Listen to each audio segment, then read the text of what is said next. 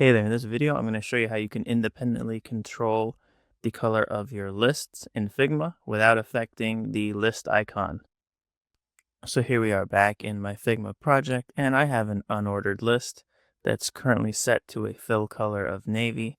And what I want to do is I want to have it so that the list text items are a different color than the list icon.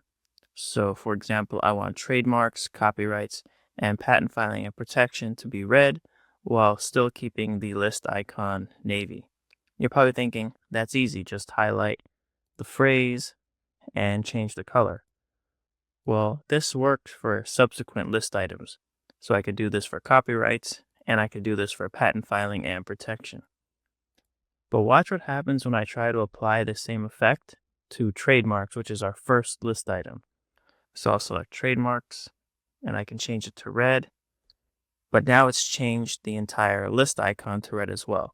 And that's because in Figma, the first character in a list is what controls the icon that precedes it. So you're probably wondering, how can we change the list text color without affecting the list icon? And there is a workaround. So what I'm going to do is I'm going to undo this real quick. And I'm going to add a ruler in front of trademarks so we can keep our place. And I'm going to align it so it's at the closest left edge of trademarks. And I'm going to select copyrights.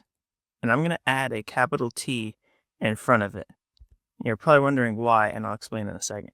So now that I have a capital T in front of copyrights, I can go back up to trademarks. And I'm going to add a space in front of the word. So I'm going to add a single space. And now I can select trademarks. And I can change the fill color to red. And it doesn't affect the list icon. But now we have to account for that space, which is why we added the ruler. So with the space selected, I'm going to narrow the letter spacing so that way the T lines up with the ruler. So I'll zoom in and I'll change the letter spacing so that our T lines with the ruler. Seems about right. And then with that set, I can delete this extra T from copyright. And there you go. That's how you could change the text color in an unordered list without affecting the icon in Figma.